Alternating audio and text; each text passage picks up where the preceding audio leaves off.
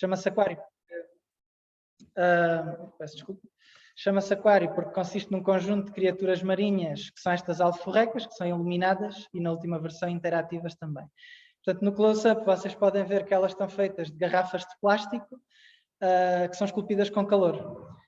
Toda a instalação está ela feita com recurso a upcycling, incluindo a parte elétrica, que no caso dos cabos, todos eles são cabos de redes de uma instalação que foi desmantelada e que eu reaproveitei os cabos para a instalação, e também a parte da luz é de uma faixa de LED que foi doada ao projeto e que foi, desoldei os LEDs individualmente e montei-os à medida da instalação.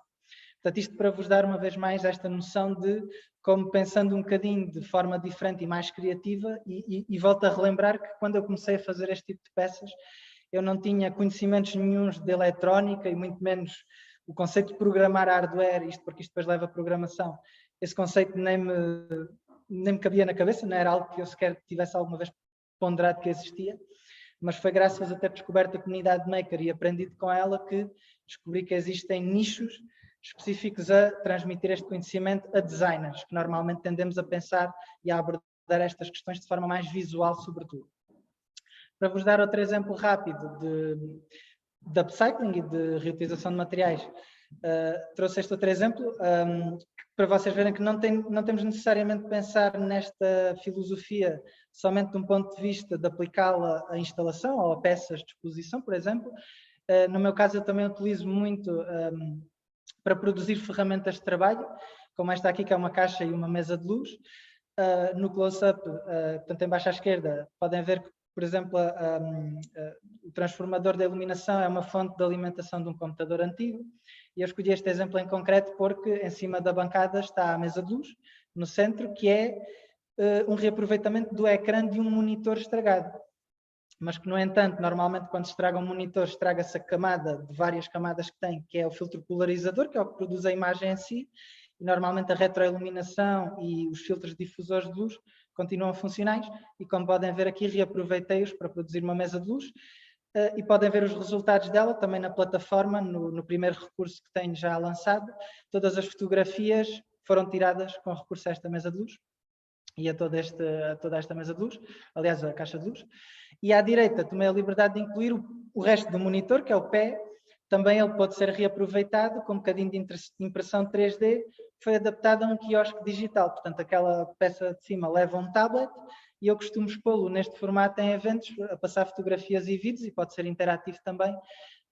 E como podem ver, faz-se uma reutilização quase completa do monitor estragado, neste caso para ferramentas de trabalho também, podem ser muito úteis até a nível de exposição também. O que eu comecei a fazer também em eventos como o anterior que referi foi começar a partilhar todo este conhecimento, que esse é outro dos componentes de toda a comunidade maker e da cultura maker, é a partilha aberta de conhecimento. E, portanto, normalmente nestes eventos também costuma haver sempre formações. Muitos dos makers participantes costumam ensinar de todo o tipo de temáticas que vocês possam imaginar. Nesta em concreto, eu estava a dar uma formação a ensinar a produzir literalmente aquela peça que vos mostrei anteriormente, aquela instalação de luz. Portanto, as pessoas ao lado da instalação, eu estava a fazer demonstrações de como esculpir as garrafas de plástico com as ferramentas mais básicas, apenas um X-Acto e um isqueiro. E de facto cada pessoa que estava na feira proporcionava a sua própria garrafa de água, portanto acho que é um bom exemplo de circularidade ali no próprio evento. E depois no workshop que eu dava, portanto, as pessoas podiam aprender toda a parte de eletrónica numa, 2 horas.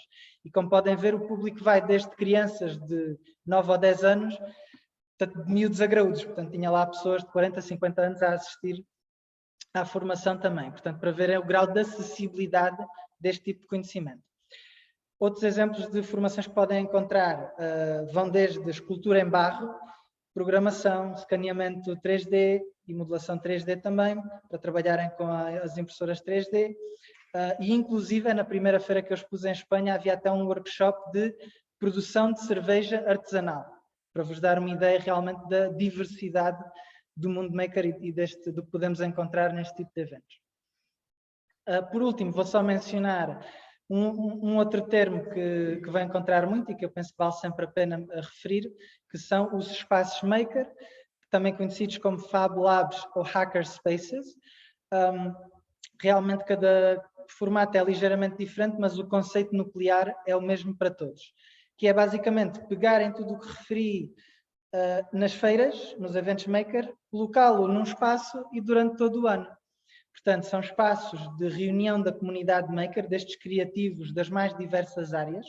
Para aqueles que estão familiarizados com o conceito, pensem, por exemplo, em design thinking, mas elevado ao cubo, isto porque é uma comunidade mundial de partilha de conhecimento a nível mundial, mas que depois esse conhecimento surge nestes polos a nível local, nestes espaços makers, e é também um espaço de aprendizagem, onde há formações, e eu vou já para terminar, para vocês também dar uma ideia mais tangível, exemplificar com o nosso Fab Lab aqui mais próximo, que é aqui ao lado em Badajoz, do outro lado da fronteira, que é este que está na fotografia.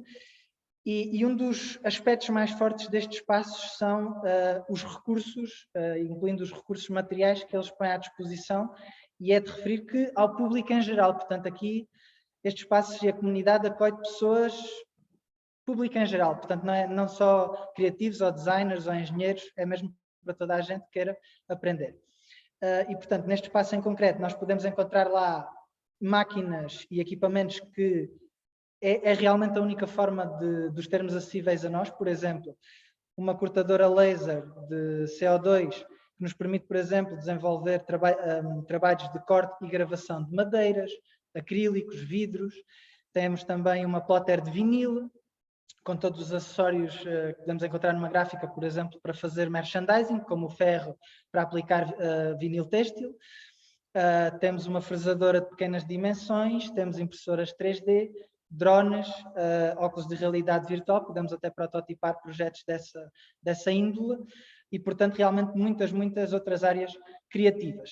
E para vocês realmente terem noção, neste espaço em concreto, vocês pagam 10 euros por ano, fornecem os materiais e não têm mais nenhum tipo de custo para utilizar todos estes equipamentos e ter este contacto com a comunidade. Cada espaço é diferente, mas vocês pensem, por exemplo, do ponto de vista de um empreendedor ou um empresário que queira montar um negócio que faça uso deste tipo de equipamentos, não existe um investimento inicial, ou reduz bastante o investimento inicial, inclusive abre portas a trabalhar com equipamentos que se calhar de outra forma realmente não estão acessíveis. E literalmente existem negócios incubados dentro de Fab Labs, inclusive é aqui no Fab Lab Badajoz. E pronto, eu não me vou exceder mais. Isto realmente é uma pequena introdução, porque de facto eu convido-vos a todos a explorarem mais ao detalhe todas estas vertentes, porque no mínimo vão sair inspirados, sobretudo se forem aos eventos e se vierem a conhecer as histórias dos makers na comunidade. Uma vez mais, eu coloco-me à vossa disposição desde já para esclarecer qualquer dúvida que tenham sobre alguma temática específica. Tenho os meus contactos todos na página makeracademy.org. E pronto, fico uma vez mais à vossa disposição e dou por terminada esta pequena introdução.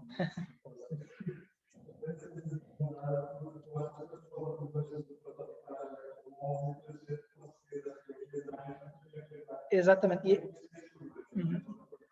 Exatamente. Exatamente.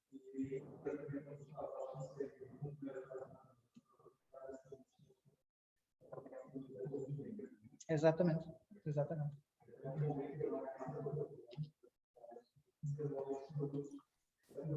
Diogo, Diogo, não se ouve muito bem o que o Jorge está a dizer. Não conseguimos ouvir o Jorge.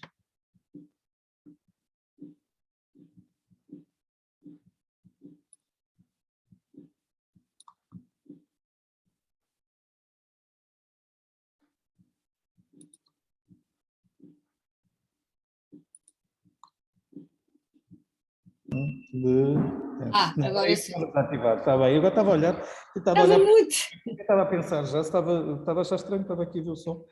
Dizia eu, se não me ouviram antes, que Não acho ouvimos. que espero que o Diogo agora não seja completamente inundado, mas acho que é o que ele quer também, e desafiado pela nossa plataforma, pelos designers e pelos criativos que temos, a desenvolver ou co-desenvolver uma questão que normalmente é sempre o impedimento, muitas vezes inicial, que é a prototipagem, aquilo que o Fab Lab faz realmente, dar resposta, e aqui com uma pessoa como o Diogo, aos problemas de uma prototipagem, do desenvolvimento do molde, da questão de ter um molde rápido. Há dias, e se calhar estou aqui já a dar uma entrada à Ana, quando nós falámos da questão, e é o que faz com que ela hoje não possa estar aqui também pessoalmente, julgo eu, Ana, com muita pena minha e nossa, gostaria imenso que tivesse vindo até aqui, mas obviamente o fará.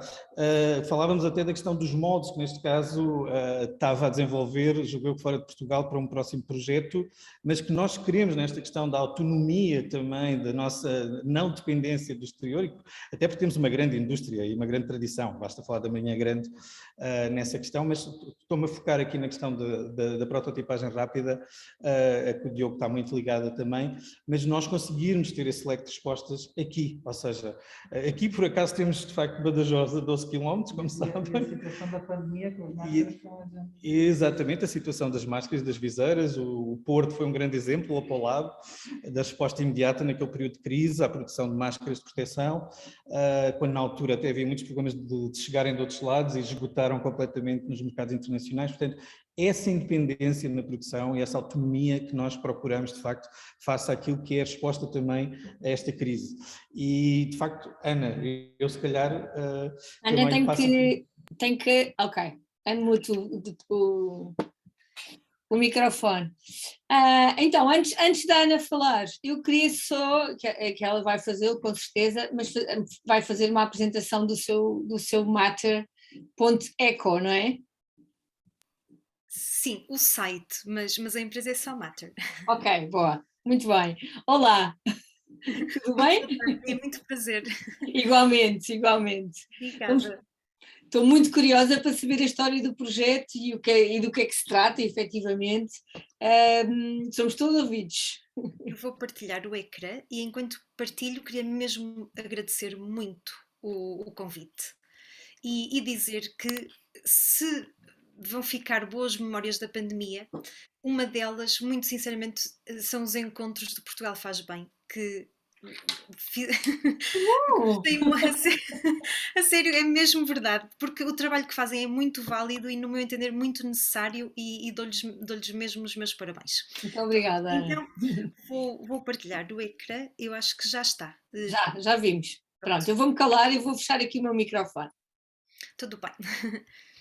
Então, eu sou a Ana, a fundadora da Matter, e venho falar-lhes hoje dos pequenos prazeres da vida, que são, por exemplo, beber um bom café, comer chocolate ou saborear um copo de vinho ao final do dia. E tenho muita pena de não estar aí, de facto, mas espero que nos encontremos todos um dia ao vivo. Ora bem, eu como arquiteta sempre fui super apaixonada por materiais. Um dia perguntei-me como é que se chega da uva ao vinho, da cevada à cerveja, do cacau ao chocolate, do grão de café à bebida mais consumida do mundo. E concluí que produzir os produtos que amamos na vida gera uma enorme quantidade de resíduos. Por outro lado, a indústria da construção, do mobiliário e das embalagens são as que mais consomem recursos naturais. A indústria da construção é responsável por cerca de 40% das emissões globais de CO2 e usa mais de 3 mil milhões de matérias-primas virgem por ano. E então a Matter nasceu. Embarcámos numa jornada, desde 2012, de tentar usar os resíduos de produção dos nossos produtos mais especiais em novos materiais para arquitetura e design. Durante este processo, estes resíduos revelaram-se também ser muito importantes para as próprias empresas que os geram, para contarem a sua história numa verdadeira lógica de economia circular. Mas vamos perceber isso mais à frente. Há tantos resíduos que se podem reutilizar em vez de continuarmos a extrair recursos naturais. Por outro lado, também estávamos cansados do discurso negativo em torno da economia circular. Nós queremos fazê-lo de uma maneira positiva e orgulhosamente mostrarmos os resíduos que geramos no nosso dia-a-dia. A nossa premissa, mas também talvez o nosso maior desafio, foi desenvolver os painéis com os materiais tal como os encontramos, de forma a que no final possamos devolver um bocadinho de natureza ao cliente final.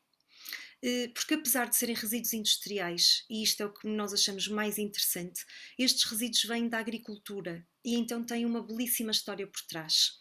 Por estas razões, gostamos de dizer que o lixo é o novo luxo, não apenas porque a questão dos resíduos é muito cara para as empresas e para o planeta, mas exatamente porque estes materiais preservam a sua cor, textura e aroma naturais.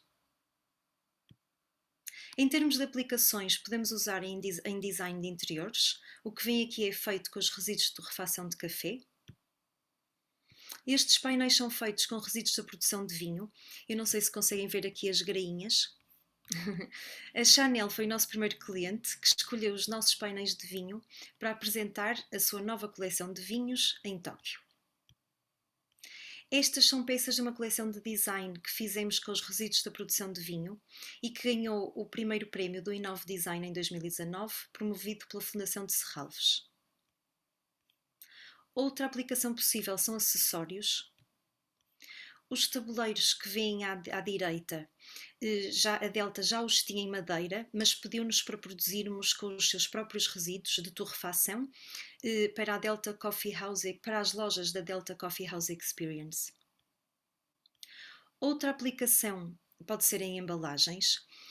Aqui vemos embalagens feitas com os resíduos de torrefação de cacau, ou seja, embalagens de chocolate feitas com os resíduos da produção do mesmo, e em cima, à direita, temos uma embalagem completamente feita com os resíduos de torrefação de café. Este é o protótipo de uma bag-in-box feita com os resíduos de produção de vinho. Nós, no fundo, acreditamos que não há melhor maneira de contar a história das empresas e das marcas do que pelos resíduos que geram. Eu gostaria de destacar uma parceria que temos com o Grupo Nabeiro desde 2019, onde identificamos os resíduos que geram. Nós, ultimamente, andamos mais focados, ou pelo menos os primeiros produtos que estão a sair são feitos com os resíduos de torrefação de café, mas identificámos uma série, eu não sei se me conseguem ver, mas eu posso mostrar que os resíduos das aromáticas, por exemplo, que são mesmo muito sensoriais, o resíduo de papel de filtro. Por exemplo, este nosso painel feito com os resíduos de torrefação esteve agora numa grande campanha da Delta em mupis pela cidade, nos pacotinhos de açúcar. E com esta pergunta, não é? Se o desperdício fosse só o início, e de facto é verdade. Nós estamos muito próximos agora também do grupo LVMH, ou Louis Vuitton Moet Hennessy, e estamos a desenvolver com uma maison do grupo a primeira embalagem de champanhe do mundo feita com os resíduos que um dia lhe deram vida. Infelizmente não podemos dizer muito mais, mas irá ser lançado este ano. Também em 2022 vamos desenvolver uma parceria, ou estamos a estabelecer uma parceria com o grupo Superboc, com o grupo da Superboc, e pronto, e são os nossos planos para 2022. Maravilha. E se ao consumirmos os nossos produtos mais especiais estivéssemos ao mesmo tempo a contribuir para um mundo melhor? E muito obrigada, também não os queria amassar muito, mas deixo aqui os meus contactos se quiserem e vou terminar. Não sei se têm questões, se calhar é mais interessante agora não consigo ver. Já está. Mas pode ser mais interessante se quiserem fazer alguma pergunta. Eu tenho várias, mas tenho mesmo muitas. Acho interessantíssimo e muitos parabéns pelo trabalho. Não percebo como é que já chegaram a uma dimensão tão alargada, mas vamos ficar a saber. Mas não sei se o Jorge... Normalmente o que nós fazemos é... como a Ana sabe, pelos vistos tem acompanhado os nossos eventos, fazemos a apresentação, depois no final conversamos todos. Não sei, Jorge, se queres Não sei se o Alexandre já chegou ou não. O Alexandre já vai estar connosco a seguir também. Eu acho que já está aqui a pedir-me alguns dados para os códigos para entrar. Sim, eu acho que depois podemos discutir isto em conjunto. De facto, claro, a Ana é de facto, já sabemos, um trabalho extraordinário, muito para além, se calhar, do que imaginávamos no início, mas não, estas parcerias demonstram que há uma aposta muito séria. E é isso, obviamente que há uma pergunta que tu própria também querias pôr, qual é a expressão da circularidade no mercado português, neste momento, uma vez que temos uma agenda 2030, cada vez mais, pelo menos a nível europeu, a dar-nos essas indicações e qual é a aposta, e ainda bem que aqui é mencionado de facto um grupo muito importante, como já disse, na nossa região, e que de facto tem aqui muitos projetos em comum, mas estamos a falar de grupos internacionais com expressão realmente muito importante, seja ao nível, enfim, influenciadores de facto desta direção e que marcam esta direção, e ter uma presença como a da Mater a representarmos, acho que é obviamente enfim, extraordinário. Mas como tu dizes, se calhar podemos conduzir depois essas perguntas até mais no fim, porque temos também aqui uma plateia que com certeza irá querer pôr algumas questões ou participar, é por isso mesmo, eu gostaria imenso que assim fosse. E não sei se a Helena está connosco, a Helena Antónia, e se ela quer se pegar ela também, porque esta questão lhe diz muito respeito a ela, e ela tem uma dimensão aqui do social que nos une muito, não é? Helena, também temos os dois este caminho, e de facto na moda, no têxtil, e porque isto tudo se cruza, estamos a falar de matéria e estamos a falar do têxtil, que de facto não fica nada atrás da construção, naquilo que é o impacto ambiental negativo. O desperdício, e a Helena tem um projeto de facto que tem sido muito conhecido, e ela própria, nestas questões. Por isso, talvez, se quiseres falar-nos um bocadinho, temos aqui em comum, Helena. Olá, muito boa tarde a todos e Olá. muito obrigada pelo convite. Muitos parabéns também aos anteriores oradores pelos projetos, estou fascinada. E eu trouxe uma pequena apresentação como âncora, só para não estarem aqui a olhar para a minha cara. Que é lindíssima. Obrigada. Foi a deixa. Obrigada. Mas estão a ver o... Estamos lindamente. Estamos, sim, senhora. Então, a Vintage for a Cause é uma startup de economia circular, sediada no Porto, que nasceu em 2012, muito antes de se falar em economia circular e moda sustentável, num acaso. Eu sou licenciada em Direito, nunca tive propriamente o sonho de ter um negócio, não me interesso particularmente por moda e nunca tive nenhum interesse por causas sociais, mas fui fazer uma pós-graduação em empreendedorismo e inovação social e, portanto, fui desafiada a apresentar uma ideia de negócio que pudesse resolver um ou mais problemas de cariz social ou ambiental, e que simultaneamente tivesse o potencial de gerar receita. E é assim que nasce a Vintage for a Cause. Na altura, muito porque eu sou filha de costureira, sou a filha mais velha de uma costureira, tenho mais 2 irmãs e um irmão, e eu sempre usei roupa transformada. Portanto, a minha adolescência não foi propriamente popular, porque a minha roupa era um bocadinho diferente, mas a verdade é que isso condicionou muito a forma como eu olho para a roupa e, sobretudo, como olho para as pessoas que fazem a roupa.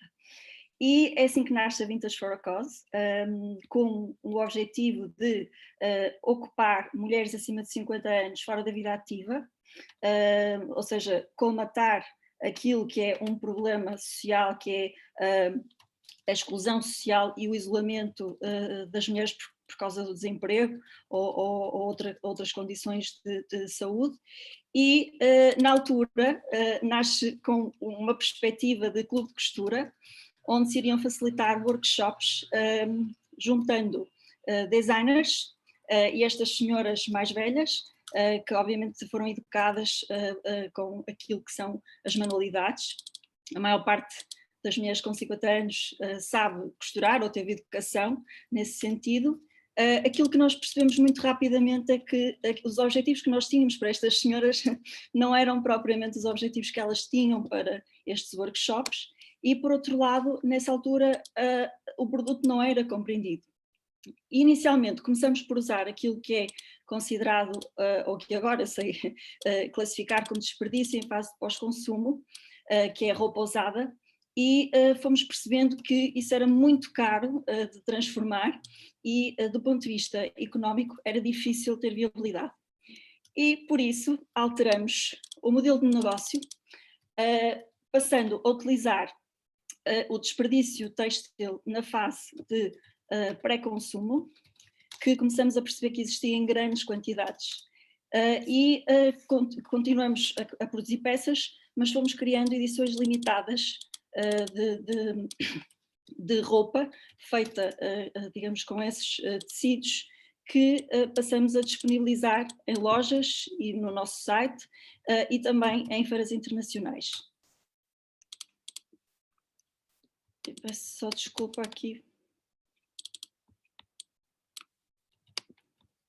Peço desculpa, aconteceu aqui uma coisa, eu acho que estou a ficar sem bateria. E nós estamos a ouvir um barulho de fundo também que não percebo muito bem qual é. Estão a ouvir um barulho de fundo, é que eu estou aqui no ateliê. Se calhar estão a cozer. Pronto, mas já voltamos a ver aqui, pronto. Então o que fazemos é basicamente convidar designers a quem pedimos para, ou desafiamos para criarem edições limitadas, que depois são produzidas com excedentes têxteis e que são entregues em termos de produção às costureiras que nós sinalizamos em workshops. Sempre numa lógica colaborativa, ou seja, o nosso objetivo é sempre agrupar o mais possível aqueles que são os stakeholders da indústria têxtil, e por isso falamos das empresas confecções ou empresas têxteis, os designers ou escolas de moda, estas costureiras e também aqueles que são, neste momento, a voz ativa em termos de sensibilização para a produção e consumo sustentável.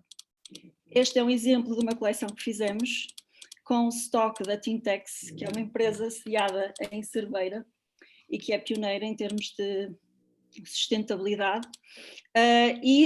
Nesta coleção achamos muito interessante envolver ativistas e agentes de mudança que chegam, digamos, de forma mais simples às gerações mais jovens, de alguma forma envolvendo-nos numa cocriação que vai para além do design. Por outro lado, criamos também alguns produtos no sentido de sensibilizar para a importância da reparação. Uma forma divertida de o fazer foi sensibilizar alguns homens para a importância de serem exemplos nesse sentido, porque as gerações mais jovens estão mais sensibilizadas para este tipo de comportamento e a verdade é que, no total, se este tipo de hábitos começar a ser mais comum, o impacto acaba por ser muito superior.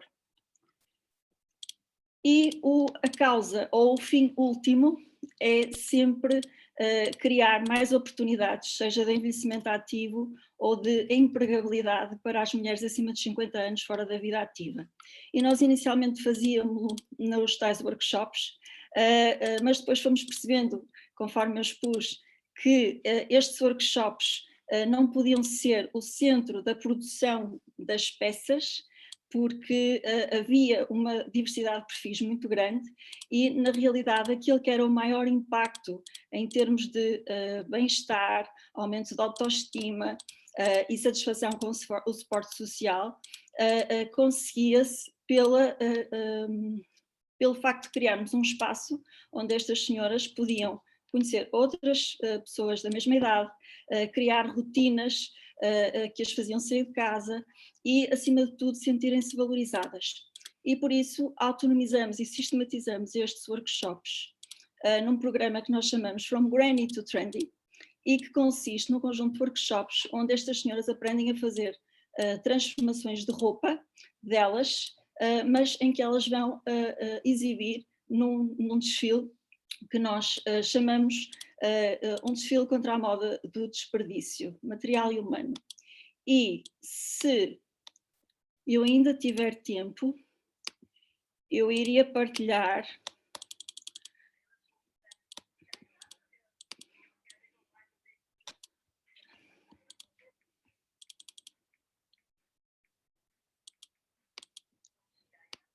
eu não sei se estão a ver a tela e se conseguem ouvir o som.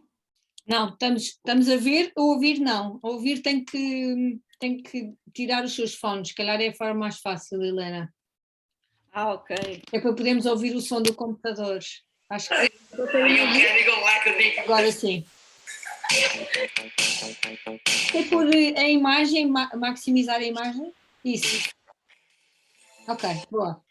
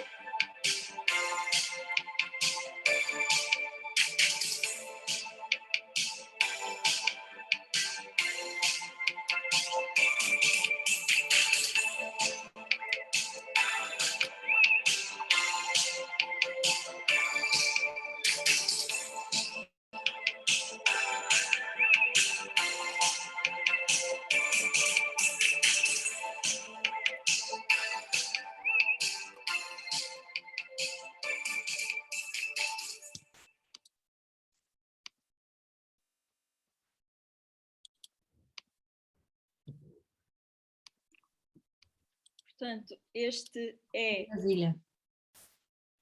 Acho que já está... Pronto.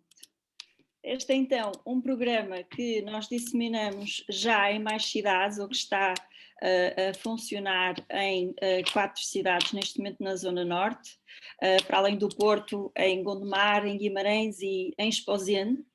E funciona como um clube de costura que é cofundado pelas senhoras que participam nestes workshops e que depois participam do desfile e que numa fase seguinte passam a dinamizar workshops com o mesmo teor para senhoras da mesma idade ou até para públicos mais jovens.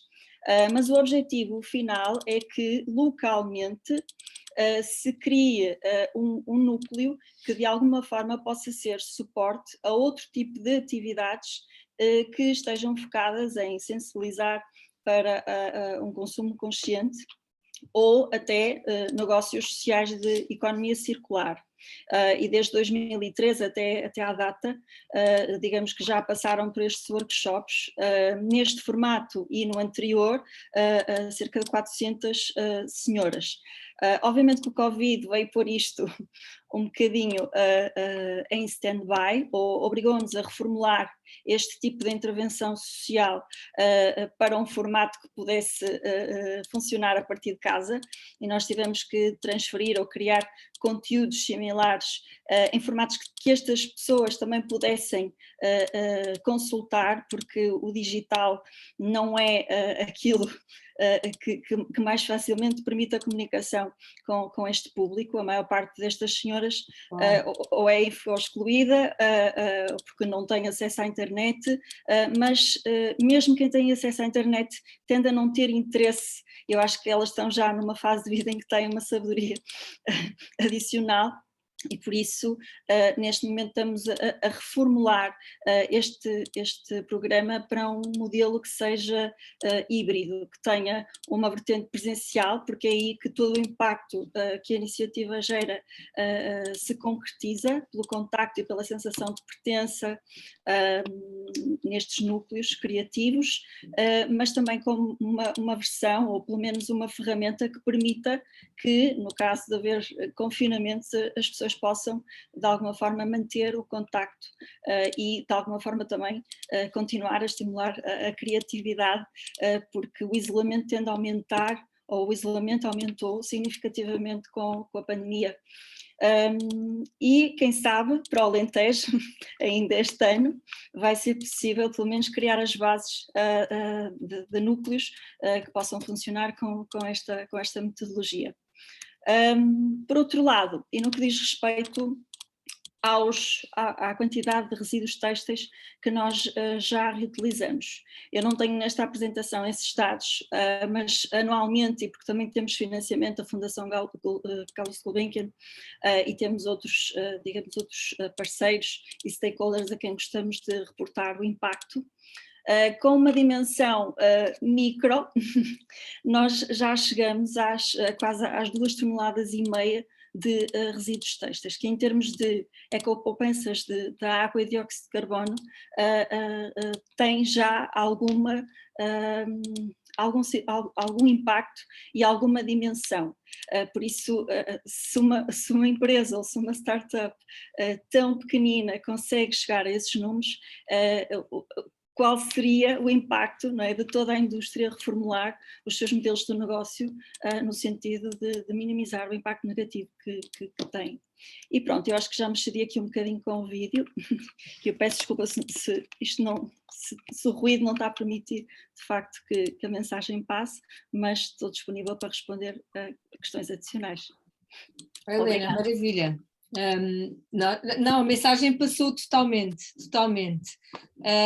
E por acaso, não sei se por coincidência ou não, porque eu também estava mais desperta para o tema, eu esta semana ouvi um podcast, eu ao final do dia faço sempre uma caminhada e pronto, é uma altura que eu ao telefone, ou faço reuniões ao telefone, então ouço algumas apresentações em podcast e esta semana ouvi uma no podcast do Guy Kawasaki, que é um empreendedor e evangelista da Apple e do Canva, mas que tem agora um podcast super interessante que se chama Remarkable People, e esta semana convidou uma pessoa que falou e assustou sobre este tema. Eu fiquei a saber que aquilo que é mais importante neste momento relativamente à economia circular e à necessidade de intensificar estas nossas atitudes de preservação do ambiente, quer através de negócios, quer através de modelos inovadores e tão interessantes como aqueles que vocês já apresentaram aqui, como os makers e como o aproveitamento de matérias para fazer outras reutilizações, é precisamente fazer passar a mensagem de que o mais importante é a nossa atitude enquanto consumidores.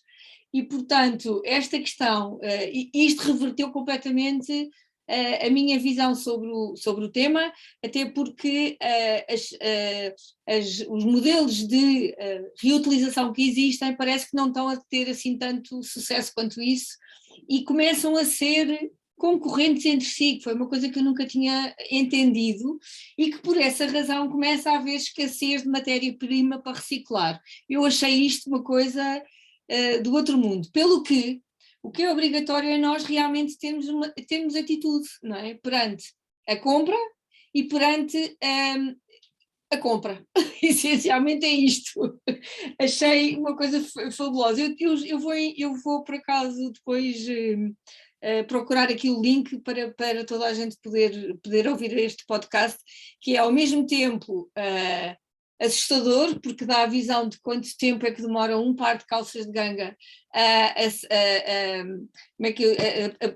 ser decomposto, não é, no planeta, portanto o facto de nós estarmos, enfim, e depois o tempo e de facto a atitude que nós precisamos de adotar perante estas questões. Não podemos continuar a comprar roupa como compramos e enfim, por aí fora. Eu depois faço partilhar isto. Portanto, muito obrigada por estas vossas partilhas, porque são mesmo muito pertinentes. Mas aquilo a consciência que eu tomei é que eu tinha muito pouca literacia, e continuo a ter, eu estou completamente desperta para o tema, mas tenho muito pouca literacia sobre o tema. E fiquei a perceber o quão importantes são estes apoios para serem desenvolvidos estes projetos, não é?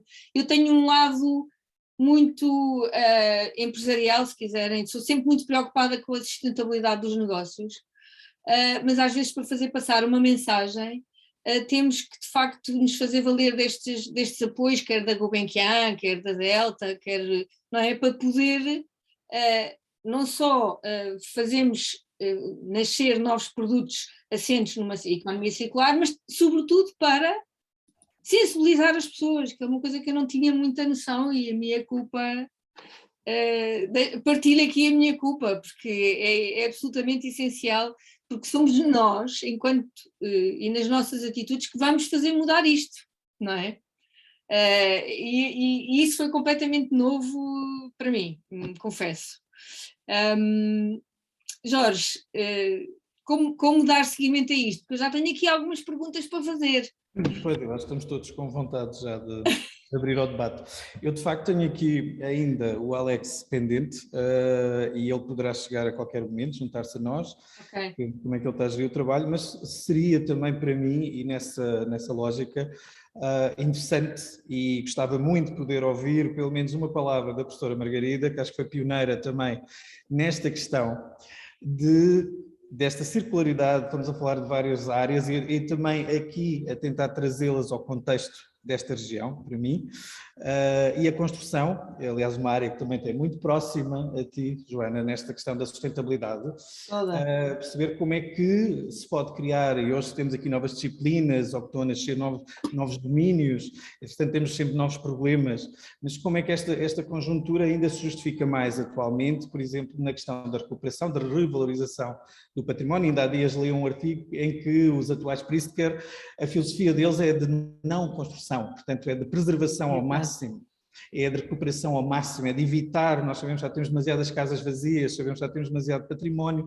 Elvas, ainda hoje de manhã o discurso do Sr. Presidente refletia este percurso incrível que a cidade fez nos últimos anos, em que houve de facto uma valorização de espaços como este onde estou hoje, que foi o extinto hospital da cidade e foi requalificado justamente para podermos estar nesta dimensão hoje aqui, por exemplo, e é muito importante perceber, se calhar, o papel que pode ter aqui, não sei, a professora Margarida, se quiser dar-nos uma palavra, sei que não é uma apresentação, para mim é uma honra tê-la aqui, porque foi uma pessoa pioneira, pelo menos até nesta questão ligada à nossa candidatura à Unesco, e hoje é um dia especial sobre esse aspecto também, poder falar-nos de como é que vê, e agora que tivemos estas apresentações, um futuro, talvez novo CAOP, ou em que contexto é que se pode ter aqui este projeto. E, de facto, podemos abrir também o debate, e especialmente porque tenho aqui na minha presença, por exemplo, a senhora vereadora Paula Calado, que também com certeza nos poderá dar uma palavra do lado da Câmara e da Cultura sobre este contexto. Mas deixo aqui a professora Margarida, se quiser dar-nos a sua opinião também do que viu. Tem que ligar o microfone, tem que abrir o microfone, professora. Boa tarde a todos, peço favor não me chamarem professora, que sinto-me mais velha do que já sou. Agradeço imenso o vosso convite. Acho que tenho poucas coisas interessantes para vos dizer depois de tudo aquilo que eu vi aqui a ser apresentado. Temos pouca tradição de valorizar aqueles que fazem bem, e vocês mostram aqui realmente que se pode pegar em tudo o que se faz de bem e transformar este país de uma forma clara e óbvia. Só não se faz porque há poucos a pensar como vocês, e portanto os meus sinceros parabéns. Obrigada. O que é que eu vos posso fazer? Falar um bocadinho do que foi um projeto falhado. Portanto, perante isto que eu vi, estar-vos a falar de um projeto falhado é ainda bastante mais triste, mas também vale a pena refletir sobre as coisas que correm mal e porque é que correm mal e porque é que fazem falta. E eu continuo a achar que é um projeto que faz muita falta ao país. O Centro de Artes e Ofícios do Património tinha como objetivo, também em primeiro lugar, promover os que sabem fazer, aqueles que fazem bem nas técnicas tradicionais de construção, promover os mestres construtores que estão a morrer, que estão a não transmitir os seus saberes porque as novas gerações não estão interessadas nesse tipo de atividades, e portanto consideramos que era muito importante fazer um centro de formação nesta área. Tentámos fazê-lo em Elvas, por razões várias, já o encerramos, mas depois poderemos falar sobre isso. Mas de uma forma geral, o que eu gostaria de transmitir era esta urgência de as novas gerações poderem pegar num projeto que pudesse levar à transmissão dos saberes fazer. Quando foi o desastre de Notre-Dame, o diretor dos Monuments Historiques deu uma entrevista que considero fantástica, em que ele dizia que haveriam de aparecer muitos mecenas para financiar a recuperação de Notre-Dame. Isso não seria seguramente um problema, como vimos que não foi. A única coisa que não seria possível era encontrar trabalhadores, mestres, artesãos para fazerem a recuperação de Notre-Dame. E, portanto, ela não seria feita como deveria ser, com técnicas tradicionais, com a aplicação dos materiais tradicionais. Isso está também a acontecer no nosso país, já estamos numa fase quase terminal de juntar estes velhos mestres e de os pôr a formar as novas gerações e, portanto, penso que seria muito importante se Elvas estivesse outra vez interessada, com uma equipa diferente e mais jovem agora, em repegar este projeto.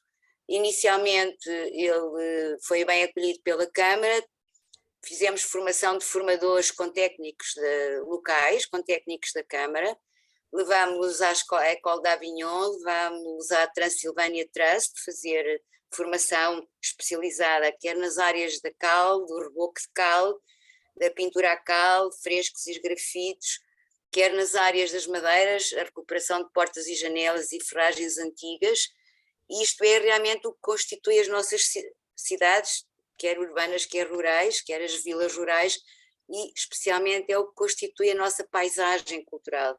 Se nós perdermos estas técnicas, nós vamos perder invariavelmente a autenticidade do nosso património, a forma como ele é recuperado, habitualmente, ultimamente muito mal, e acima de tudo iremos perder aquilo que nos distingue em toda a Europa e dos outros países, que é a nossa paisagem.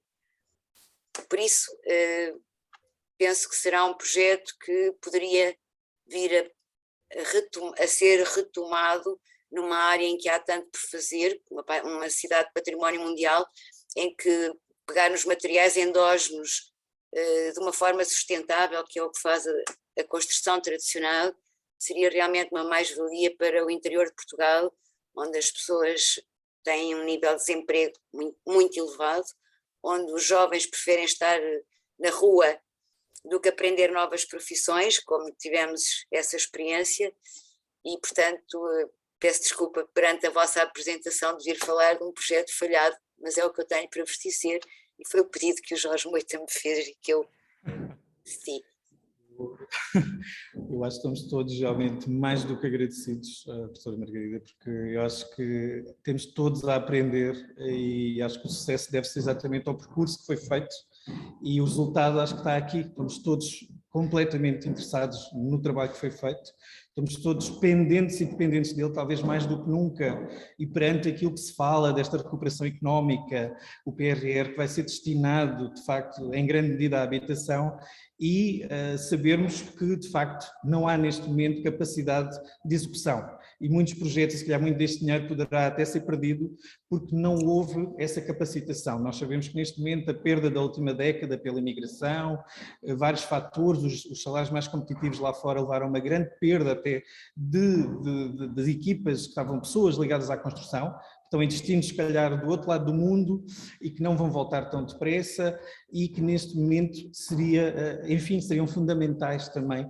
E a valorização do papel de quem realmente constrói e recupera, porque há uma imagem também foi muito denegrida, talvez. No têxtil passa-se a mesma coisa, nós vamos perder à volta de 50 mil pessoas nesta década do têxtil, porque o têxtil está muito ligado a esta desvalorização do trabalho, dos ordenados mais baixos, enfim, e que neste momento, como se viu por projetos como o da Helena, a Vintage for a Cause, pega e valoriza em todas estas dimensões. Eu acho que nós temos muito a retirar, e muito a retirar, obviamente, daquilo que nos disse, e eu não vejo nenhuma falha aqui, pelo contrário, vejo uma porta aberta ao futuro e muito necessária, que temos a agradecer por esse esforço que foi feito e esse trabalho que foi feito, não é? De décadas, pelo que entendi, e que também nos conduziu aqui em Elvas a ter, enfim, esse reconhecimento património da humanidade, que obviamente contribuiu para que assim seja, e essa identidade cultural que é de todos, realmente todos, mas mais uma vez eu estou aqui a abrir a porta, se calhar, a um pequeno debate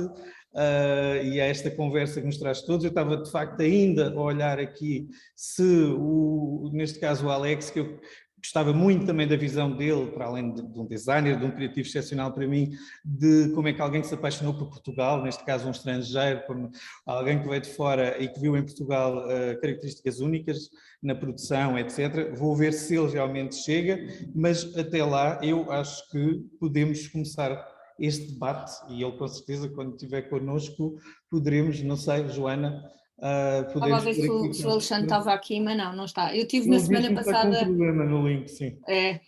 Está com um problema no link?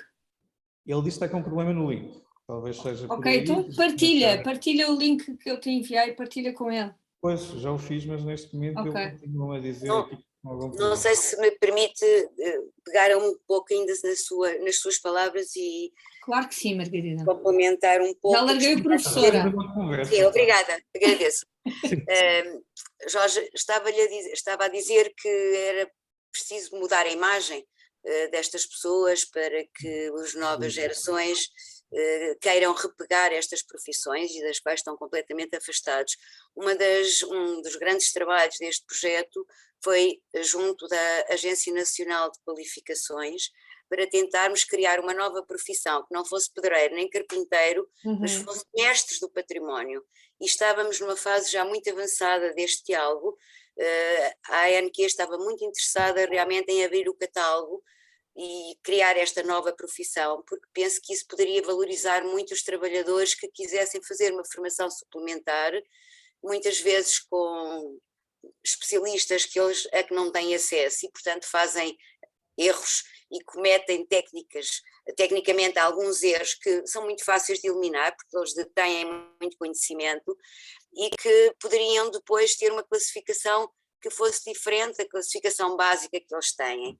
E isso já poderia aliciar as novas profissões, as novas gerações a entrar nestas profissões da manufatura, do artesanato qualificado, das matérias, do trabalhar as matérias. Isso parece-me que era um trabalho fundamental que fosse feito para que realmente pudéssemos inverter esta tendência da universidade, ir toda a gente para a universidade e abandonarem as profissões não universitárias, que é o que está a acontecer na maioria.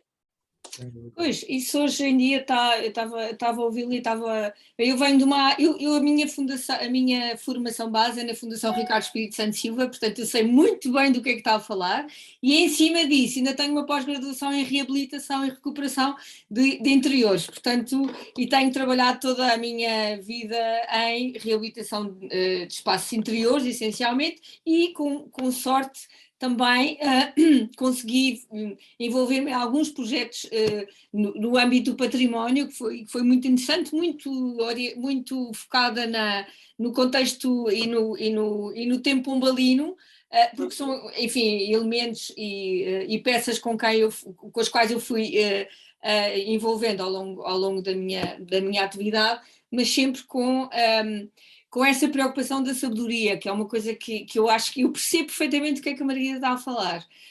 Agora, neste momento, não podemos negar que pós-pandemia temos um ambiente diferente, não podemos negar. Há o início de uma nova mentalidade e, portanto, agora há um início, há uma sensibilidade nova, pelo menos. E, portanto, há de rapidamente criar aqui... como é que eu ia dizer, circunstâncias básicas para que de facto isso possa acontecer. Nós no âmbito da construção temos mesmo muita falta de mão de obra, mesmo. As pessoas não têm noção do que é que eu estou a dizer, não têm noção, porque é normal não terem noção do que é um processo decorrente de obra, não é? O que é um processo de obra e de facto, assim, eu para além de profissional também tenho enfim, alguns imóveis que precisam de ser reabilitados nossos, de família, tanto do lado como... E não temos... não há mão de obra, não há resposta, é uma coisa inacreditável. E, portanto, é urgente, isto é urgente. Agora, eu queria só lançar uma pergunta muito concreta e não sei se muito simples. Porquê que falhou? E o que é que falhou, Margarida? Foi falta de pessoas interessadas? Falta de instalações? Ok. Falhou por várias razões, que não vou aqui estar a pormenorizar, podemos um dia, se quiser falar sobre isso, tenho todo o gosto, todo o interesse, mas fundamentalmente a falha maior foi não haver pessoas interessadas para a formação. Uhum. Nós começámos por fazer formações levemente pagas, a preços muito baixos, mas porque as coisas que são dadas muitas vezes não são bem consideradas, e portanto começámos por tentar uma formação de preços muito acessíveis. As empresas não estavam disponíveis para dispensar os seus trabalhadores para irem à formação. Tentámos várias modalidades, primeiro em semana seguida, depois em fins de semana, em 2 ou 3 meses seguidos, portanto não foi possível encontrar pessoas interessadas disponíveis para fazerem formação. Os empresários não cediam o seu pessoal porque estavam cheios de trabalho, e as pessoas individuais também estavam cheias de trabalho porque vão trabalhando para os pequenos empreiteiros e portanto preferiam continuar a trabalhar e não fazer formação. Isso eu entendo.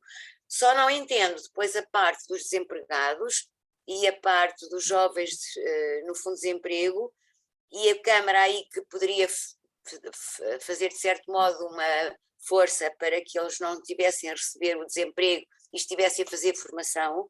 Eles preferiam o desemprego do que fazer formação. Nós falámos com vários jovens de Elvas, passavam o dia ali a vadiar, como se costuma dizer, tentámos convencê-los a bem, tentámos oferecer-lhes os cursos, e eles não queriam porque diziam, não, eu com o desemprego, eu prefiro estar no desemprego porque isto dá para o meu gasto de cigarros e dos copos, e portanto não estavam motivados.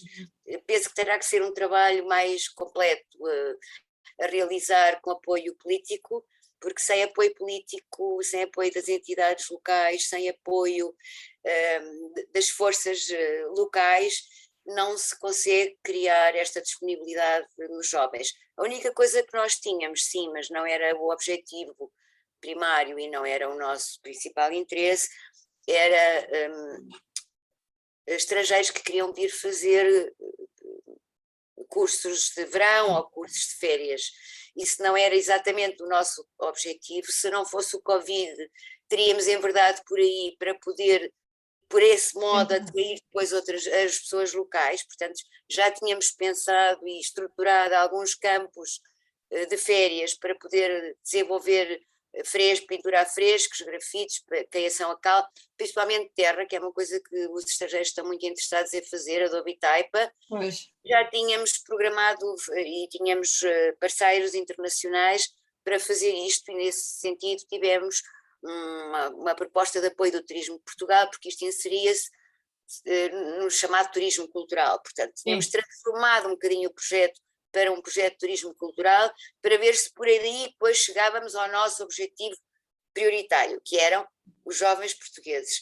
Mas depois veio o Covid e ficámos reclusos, portanto. Interessante.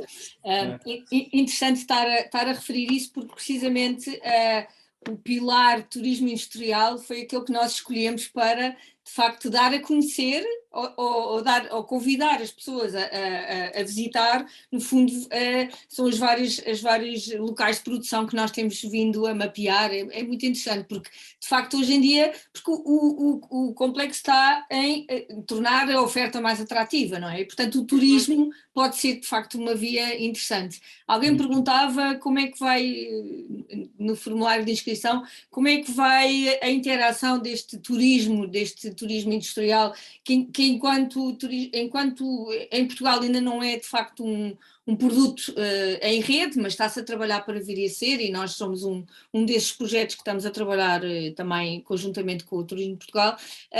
Como é que isso vai? Eu acho que eu acho que pode ser uma boa via, uma via interessante, a via do turismo, do turismo industrial e criativo, que agora não se pode dizer cultural, tem que se dizer criativo, que é para ficar a coisa um bocadinho mais mais atrativa, mas é normal. Os meios, Desculpa estar a interromper, mas acho que estamos exatamente a falar de alguém como o Alex, que está aqui. Portanto, eu acho que ele já entrou. Boa! Eu gostava que ele nos falasse como esse estrangeiro também. Boa. Não Eu ia depois pegar na palavra maker e a seguir vamos explorar um bocadinho o tema do que é o maker e se pode até pegar por aí. E não sei se o Alexandre nos está a ouvir, mas Alexandre, se estiveres a ouvir-nos agora, se ele conseguir. Qual é que é o ID dele? Ele está como Alex. Está aqui, Alexandre, sim, está aqui. Exato. Ok. Talvez ele consiga, não sei se ele está com a imagem também. Por enquanto não. Ok. Não. Alô? Olá. Acho que temos a ligação dele está má. O homem não para. Alexandre? Não. Já caiu. Ele está com pouca ligação de certeza, está no iPhone e está a trabalhar. Que era justamente isso que eu queria que ele nos falasse de como é que alguém durante a pandemia ainda acelerou mais o investimento dele em Portugal, que é que ele se mudou para Portugal, também na conservação e restauro, nos 2 espaços que tu viste em Lisboa, na Rua de São Bento, fantásticos, ainda por cima em 2 áreas completamente diferentes, não é? Restauração e moda, neste caso, e trouxe a marca dele para Portugal também, e a produção dele para Portugal e parte dela para o Alentejo. É interessante a história, é interessante a história de como é que ele foi encontrar aquele espaço e há tanto tempo fechado, que é uma coisa que acontece. Exato. Mas muito bem, eu ia chamar o tema do maker para esta conversa. Eu gostava de saber, dentro dos makers, se existem pessoas interessadas nesta área da construção e dos ofícios lá. Onde é que está o... Sim. Pronto, eu se calhar tenho de desligar se não faz eco, se faz favor. É que isto aqui na mesma sala, pronto, tem... Mas enfim, eu penso que um excelente exemplo desta mesma temática, eu até passava se calhar um bocadinho a palavra ao Jorge, porque precisamente a esposa do Jorge, Filipa, está com um projeto em Montemoro Novo, que é precisamente dentro de Portugal, se calhar arrisco dizer, o principal polo desta temática. E isto porque o mundo maker é muito interessante porque cá em Portugal, e eu há bocadinho falei dos espaços makers, uma característica interessante que tem é que ao longo de todo o país de norte a sul, eles vão adotando características muito endógenas a nível de produção. Portanto, temos destes espaços, há espaços destes, por exemplo, que estão instalados em universidades ou escolas que estão mais focados na educação, mas já que está a Filipa, mas espaços como, por exemplo, as oficinas do convento em Montemoro Novo focam-se muito em arquitetura e penso que cerâmicas também. Portanto, se calhar até vou passar a palavra a ela, que já aqui está.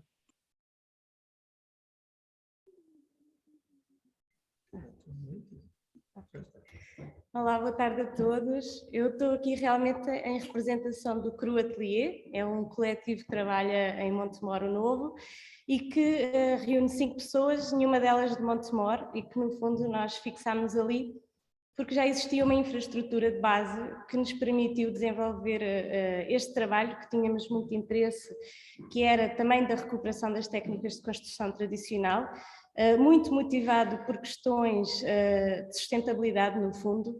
Não é tanto uma visão tradicionalista da arquitetura, mas, acima de tudo, pegar nessa matéria e transformá-la esteticamente, propor um novo produto muito contemporâneo. E ali realmente, muito por mérito das oficinas do convento, já existia esse ambiente criativo e transdisciplinar. Portanto, as oficinas do convento começam nos anos 70, precisamente com as oficinas da criança, e então aqui também é muito importante este fator de formar pessoas numa fase mais jovem e que as oficinas permitiam às crianças aprender coisas como serralharia, cerâmica, normalmente técnicas que não são muito comuns a uma criança aprender, e isso fez com que 30 anos depois tivéssemos uma vila alentejana com pessoas autónomas criativamente e com interesse em desenvolver coisas e em conseguir misturar técnicas e conhecimentos, ou seja, é muito fácil a transmissão de conhecimentos ali. Por coincidência, a pessoa principal, a fundadora, a ceramista Virginia Frois, portanto, ela vem da área da cerâmica, portanto, esta questão da terra e da argila e tudo, acabou por casar muito bem com este modelo. E lá já existe um centro,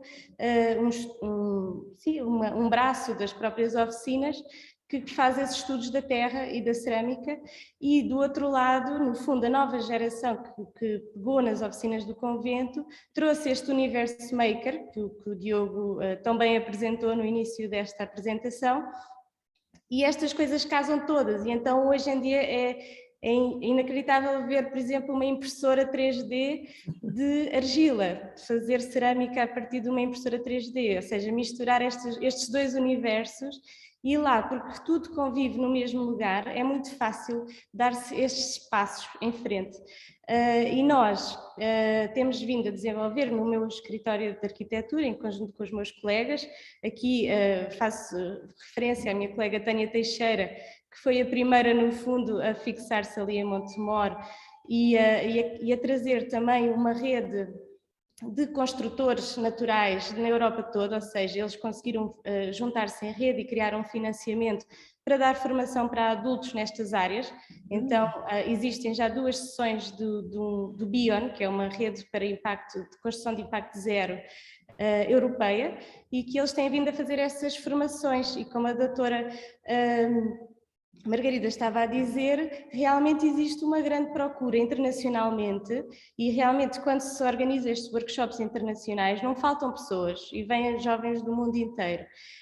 O nosso desafio é precisamente o que a doutora estava a falar, que é fazer esta transição, ou seja, como é que nós conseguimos, nós claro que temos todo o gosto em continuar a formar jovens de todo o mundo, mas não nos interessa formar mais arquitetos, interessa-nos formar construtores e pessoas com quem possamos depois aplicar a nossa arquitetura, não é? Porque neste momento somos nós a ir para a obra, muitas das vezes a fazer os acabamentos, a fazer os rebocos, a fazer os grafitos, a fazer todas estas técnicas que já se falou aqui, e também a dar formação às equipas de construção que se mostram interessadas a fazer a taipa, por exemplo. Às vezes no Alentejo, por exemplo, agora estamos com uma obra em Ourique, por acaso esse construtor lembrava-se ainda da taipa, nunca construiu em taipa, mas quando nós o estimulámos a fazer uma obra, ele aceitou.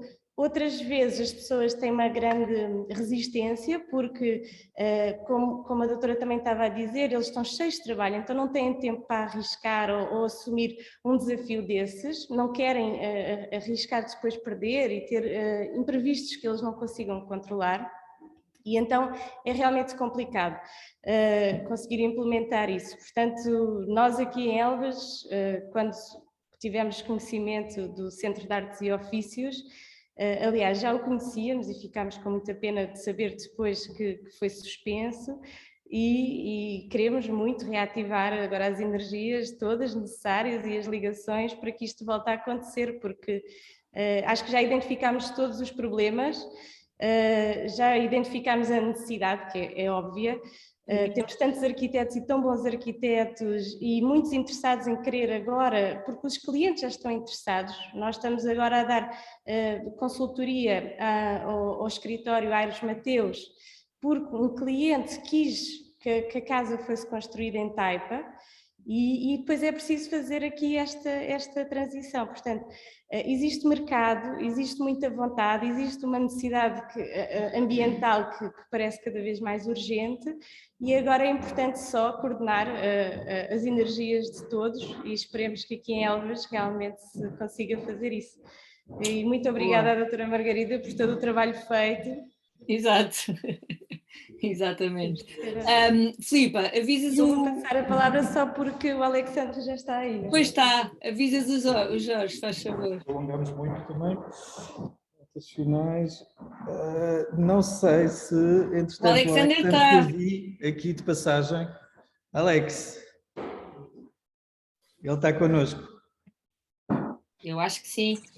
Sim, já. Não estávamos a ouvi-lo. Já estou, estava a ouvir. Eu sei, nós vimos-te assim muito raspão a trabalhar, Alexandre. Estás no estúdio, não é? Estou no Mas estúdio. resolvi bem. Vocês viram? É isso que eu... espera, o vídeo, como é que eu ponho o vídeo? Aí em baixo, talvez, tu já conseguiste, Sim, mas aqui... puseste aí a imagem. Aí Mas não sei porque é que eu fini de parler. Há de haver aí um botãozinho em baixo onde tens uma câmerazinha que deve estar desligada. Ok, já Agora, está. Alex, Ai, alô, Não. bonsoir. Sim, é isso. Estou no estúdio, estou a fazer o shooting da próxima campanha do inverno 2022. Outra vez, com muitas peças, tudo feito em Portugal, obviamente. Era isso, muitas nós peças queríamos ouvir. Sim, é isso, é por isso que estamos aqui a falar, não é? Porque o Portugal faz bem. Não é? Faz bem. Exatamente. Não, é bom ouvir isso num francês, ainda por cima uma referência de moda francesa. Alexandre, isso. Mudou para Lisboa. Alexandre, Sim. podes só fazer uma pequenina apresentação da tua loja, do teu projeto e Sim. para quem não conhece. Eu já tive Ok, a sorte de lá ir bater à porta. Eu tenho uma marca então desde 30 anos e desde 30 anos eu fabrico em Portugal. Foi a primeira marca de hip-hop francesa, mas desde o início eu comecei a fabricar com Portugal. De roupa. Desculpa? Marca de roupa. De roupa, sim. É uma marca de roupa. Yeah. E há 2 anos e meio eu vim viver cá, em Portugal, decidi. A minha companheira comprou um café e ao lado tinha uma antiga padaria que estava mesmo abandonada desde 20 anos. E eu consegui comprar como é que se diz? O direito do contrato e pronto, e fiz obras e agora abrimos a primeira loja Encore em Portugal. E foi tipo... Desculpa. Podes fazer publicidade a São Pão, porque acho que toda a gente ali em São Bento e ali a Assembleia da República, tens muitos clientes ilustres também, mesmo em frente, e acho que São Pão é um espaço fantástico pela recuperação e a qualidade, pelo menos da minha parte, não é que sejas meu grande amigo, como posso dizer. Nós gostamos muito, e gostamos muito, para mim é como se fosse um circo virtuoso, porque um cerco, como é que se diz? Em francês on dit un cercle vertueux. Sim. É que há 30 anos que eu fabrico em Portugal e agora volto e comecei agora no Barreiro, que eu estou agora no Barreiro a fazer o shooting, no estúdio que está no Barreiro. É incrível. E agora, pronto, estou aqui todos os dias em Portugal e pronto, mas durante aqueles 30 anos eu sempre continuei a fabricar com os mesmos e entretanto vi chegar aqui todas as marcas que estavam fartas da China e vêm cá fabricar. E as marcas novas que vêm agora e que querem qualidade vêm para Portugal, porque agora ir para a China já não presta. E pronto, agora Portugal tornou-se a ser uma mais-valia para muitas marcas. E tu tens uma ligação também ao Alentejo, não é? Uma parte da tua coleção mais casa, também fizeste uma parceria na loja. Como é que isso aconteceu? Qual é? Espera. Tu tens um projeto com mantas alentejanas também. Qual é? Que tens na loja agora. Não é mantas, é verdade, porque na loja eu pus não só a marca Encore, mas também pus outras marcas. Sim. E há uma marca que se chama Flores e elas trabalham com aquela marca acho que qual é a cidade? É perto de ti. Monsaraz. Na Monsaraz tem aquela fábrica de mantas. São bonitas as fotos. Sim, fábrica. Tens um bom Instagram. E pronto, e aquela marca está ali Praça da Flores e eles fazem isto. Eu gosto também de promover o que está feito em Portugal. Exato. E então... Então está isto. O que é que tem mais? Depois tem outras marcas. Uma marca de cerâmica, que é a Cecília Messertano. Tem uma marca de sapatos biológicos que é a Veja. Brasileira? Tem uma Veja. Tem o que é que tem mais? Que eles são feitos no Brasil, aqueles sapatos. O que é que temos mais? Depois temos uma marca francesa de cosméticas que é o Bully. Gostas da vela? Compraste a vela, não foi? Gostaste? Sim, estás a ver, estou ótimo. Resulta, olha para estas olheiras, nem se notam. E pronto, é isso, estamos muito contentes, está a funcionar bem. O que é que tu dirias a outros franceses, que neste momento não é difícil, especialmente Paris? O que é que tu encontras em Portugal? Obviamente tudo isso que te faz, e nós falamos aqui de várias questões ambientais. Achas que Portugal reúne neste momento essas preocupações, tem escala, a qualidade? O que é que tu dizes aos teus amigos quando falas de Portugal? Eu sei que és um enorme embaixador, mas... Eu digo a eles para vir cá, porque aqui a vida é muito doce, é muito boa. Só que eles já estão todos a vir, agora todo mundo está a vir cá. Agora o imobiliário em Lisboa é impossível. Sim, é verdade. Agora isso também tem o pró e tem o contra, mas esta vida aqui é mesmo o ideal. É o país da Europa mais interessante para mim, em termos de energia, muito boa energia, a gente, muito boa gente, a comida é boa, o mar é bom, os paisagens são muito diversificados de oeste a este e de norte a sul. É mesmo incrível este país. Mesmo a luz que o país tem é incrível. Eu quando vou para Paris já fico cego. Não está? Bom para criar. Podemos só saber um bocadinho de nada como é que as tuas peças são feitas? Como? Quer dizer, como? O conceito? Sim. A ideia, o que nós queremos fazer com a roupa é criar um vestuário que seja, como é que se diz, que ajude a nos pôr, não sei como é que se diz em português, um vestiaire stable, que estabilize. Não é um vestuário que cada 6 meses, estabilizando, como é que diz isto? Duradouro, mas não é só duradouro em termos de qualidade, isto tem que ser, isto é a base, mas também em termos de design. Claro. A ideia é mesmo fazer roupa que tu vais ter contente de vestir. Claro, com bom design. E que vão te dar emoções. E estas emoções é o que faz que duram. Isso. Não é só a qualidade, e é tu o vais que gostas buscar, delas. Tu vais buscar fabrics, ou seja, tecidos que estão parados nas fábricas, não é? Portanto, tu recorres muito ao stock. É isso. É porque este é um ponto muito, muito importante, não é? Portanto, tu fazes novas roupas com estoques de fábricas que estão parados. É isso.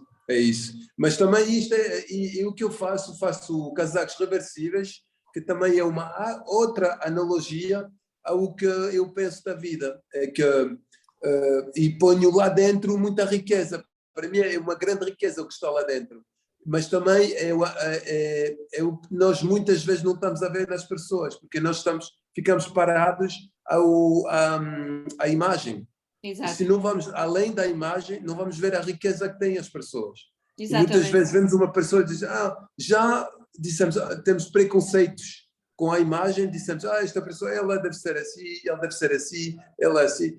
Mas não é verdade. Se tu não vais além disto, nunca vais, temos de ficar sempre abertos. É isso. Qual é o sucesso da marca e quem são os compradores? É tudo, porque as peças estão tão interessantes. Quer dizer, se alguém entra e começa a olhar, a abrir os casacos, a ver aquela linha vermelha nas costas, que para mim é aquele que simboliza o equilíbrio. E aquela estabilização que nós temos que ter na nossa vida e na nossa energia. Começam a ver aquilo tudo. Nós começamos a falar, nem é preciso falar, eles já vão e querem provar. E mesmo, mas é o que está mesmo a funcionar muito, é os casacos e a malharia. Malharia é tudo que é tricô. Ok, muito bem. Não, e o espaço é muito bonito, fizeram uma excelente reabilitação que eu gostei bastante, muito giro. Sim. Muitos parabéns pelo projeto, é muito bom. Obrigado. Pronto. Obrigado. Pronto, então se puder, vou trabalhar, que eles estão esperando. Sim, eu sei que estão a andar, mas eu quero ver o que está a passar, quero ver os estilos, os looks. Ok. Até posso vos mandar ver, olha, rapidinho. Já viram. Isto aqui é o que está a passar. Funciona. Ele é um personagem. Está muito bom. Ah, uau! Muito bom. Maravilha! E olha, este é É um estilista. colete, que giro! Ah, É isto aqui o meu ambiente de boa! hoje. Maravilha! Muito bom. Trabalho. Obrigado por ter Obrigada por teres aparecido. Muito obrigado. E visitem a loja em São Bento, não é? Sim, é Em isso. Lisboa. Obrigado. São Pão e Home Corre em São Bento, sem dúvida. Obrigado, obrigado, Alex. Obrigado, Jorge, por me convidar. Obrigado a Tchau. ti. Obrigado. Obrigado. Ok. Olha, pronto, Muito assim, meio improvisado realmente, como devia Exato. ser. O Alexandre acho que nos deixou bem muito porque é Portugal e porque é que faz bem também. E como ele, de facto, há uma onda de pessoas que querem chegar a Portugal e trazer aquilo que fazem para cá e produzir cá e enriquecer esta malha, que no fundo é a cultura do design, esta malha, é assim que ela se constrói nestas trocas. E eu, de facto, para não me alongar mais, e porque já temos estado aqui há bastante tempo e com esta situação agora do Alexandre, também gostava de poder ter uma palavra da nossa vereadora que tem estado aqui a assistir e, quiçá, desafio o António, que está connosco também, a dizer-nos qualquer coisa. Neste espaço também celebra uma data especial, ainda hoje de manhã falámos dos 15 anos da coleção António Cachola aqui no MASSA, este protocolo tão especial e enriquecedor para a nossa cidade. E pronto, deixava a palavra, não sei se a vereadora quer tomar a palavra aqui, se quiser eu também posso passar o computador, como achar mais conveniente. Eu acho que como achar conveniente. Eu, por mim, se quiser vir até nós, é só uma questão, eu sei que isto é tudo um bocadinho improvisado.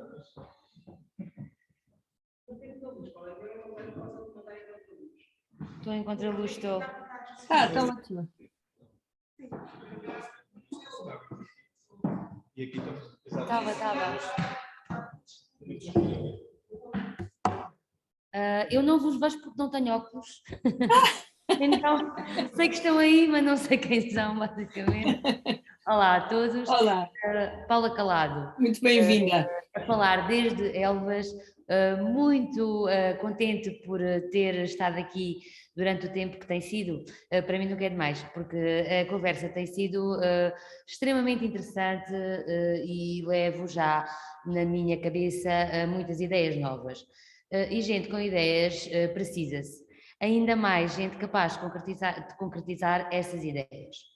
Nós aqui, eu é com muito orgulho que digo que o Diogo, o Jorge, a Filipa, por afinidade, estão em Elvas e eu deposito muita esperança neles, naquilo que eles podem vir a fazer proximamente e quero que venham a ser vozes fortes por aquilo em que acreditam, mas também até pela nossa própria terra, pelo Alentejo, por Elvas, quero muito isso. Porque o que nós aqui estamos a falar, e estes conceitos e estes vossos projetos, são presente, mas em alguns sítios ainda são uma espécie de futuro, quase à altura do Star Trek, eu refiro isso porque sou fã, e ando agora a ver a série, lembrei-me, ainda tem assim um pouco aquele ar de isto acontece, mas acontece pouco e acontece noutros sítios e não aqui. E não há motivo nenhum para isso, portanto, queremos, a nível do poder político, eu até vou ser pouco humilde e vou utilizar a primeira pessoa, eu quero, a nível do poder político que tenho e que me foi conferido por quem me conseguiu eleger, trazer para Elvas tudo aquilo que representa um presente que está noutros sítios, quero que venha para cá e que será um futuro muito próximo, porque hoje em dia tudo avança muito rapidamente. Várias intervenções me chamaram a atenção, praticamente todas elas tiveram qualquer coisa que eu achei que gostaria agora de referir, mas o facto de não ter óculos impediu-me de anotar aquilo que eu queria. No entanto, vou tentar, da parte do Diogo, a genuinidade, para já os projetos dele são absolutamente fantásticos e no caso dele eu noto perfeitamente que no universo maker, ele não só faz, no verdadeiro sentido da palavra, como ele tem uma filosofia de vida praticamente absorvida e que põe em prática. Portanto, isto é a coerência total e absoluta. Na parte do Jorge, o excelente comunicador que ele é, e toda a visão global que ele tem e que se nota, e eu aspiro muito a que ele seja uma voz em Elvas. Com a Filipa já tinha falado também, e agora aproveito para passar para a Margarida. A Margarida disse uma coisa que me impactou, e disse-o mais do que uma vez. E mais do que a expressão que usou foi o tom com que o disse, do projeto falhado. Portanto, isso não é do meu tempo, não tem nada mesmo a ver comigo, mas é um projeto que eu ambiciono para Elvas. E o que eu te queria dizer é que as coisas, às vezes, para acontecerem, têm de encontrar-se com o momento certo. E eu acredito que não fosse o momento certo e que possivelmente agora tenhamos mais hipóteses por uma série de mudanças e diferenças, já passaram uns anos, talvez seja um momento muito mais apropriado. O projeto eu conheço, é muito bom, não é bom, é muito bom. E aquilo, por exemplo, a Filipa falou numa realidade que não é só nesta área, começa a ser perigosamente geral em muitas áreas da vida do país. Não há quem faça, não há quem ponha as mãos na massa, não há quem execute. Não é? Eu posso-vos dar um exemplo, nós agora temos fundos do PRR para particulares, para, por exemplo, a eficiência energética das casas, e isto implica, por exemplo, mudanças de janelas nas habitações, e as empresas encontram-se. O que é que as empresas não têm? Além de matéria-prima que permitiria disporem do produto, porque possivelmente por causa do confinamento e ali de uma certa pausa na extração, ele deixa de estar disponível no mercado e aquele que torna-se muito caro, mas principalmente, mesmo quando eles têm produto, é a mão de obra. Portanto, isto é uma verdadeira tragédia, não há quem faça nada. E o sistema educativo é muito culpado disso. A minha formação é de professora e a minha atividade profissional principal é de professora do ensino básico, mas principalmente do ensino secundário, mas já como aluna, e hoje em dia posso-vos dizer que ainda é mais, trabalha-se muito com a cabeça e pouco com as mãos. Daí até muitos alunos com muito potencial para muita coisa nunca chegarem a encontrar um caminho em que se possam rever na escola. Queria eu com isto dizer, eu falo muito, peço imensa desculpa, a Margarida referiu aqui uma coisa muito importante que mostra a seriedade com que ela estava no projeto e o caminho, quanto a mim, certo que ela estava a seguir. A inclusão de uma formação como aquela que referiu Margarida no ANQ ou é o CNQ? Não a ouço, mas é o Catálogo Nacional de Qualificações. É o Catálogo das Profissões, Agência Nacional de Qualificação. Precisamente.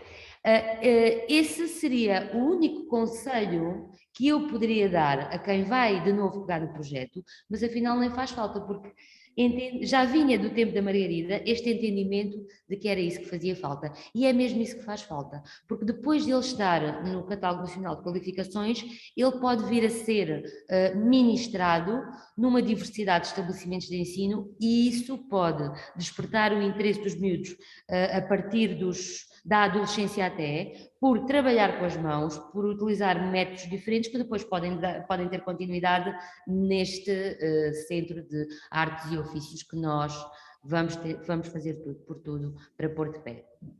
Muito bem. Posso dizer muito ficou mais, gravado, Paula, ficou gravado.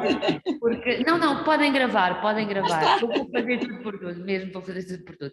Também temos que ser justos com o passado. Existem neste momento linhas de apoio, linhas financeiras e também outra visão que aumentam muito a probabilidade de um projeto destes vir a existir. Para nós é muito importante, porque Elvas é uma cidade patrimonial e nós todos os dias temos exemplos nas paredes dos nossos monumentos de intervenções que foram feitas com a melhor das boas vontades, mas que foram um desastre, porque aquilo que é antigo ou é recuperado da forma em que se fazia antigamente, ou então mais cedo ou mais tarde, nós temos uma fatura a pagar, e normalmente é muito elevada, porque depois, além de termos de fazer de novo, temos ainda de desfazer aquilo que foi mal feito.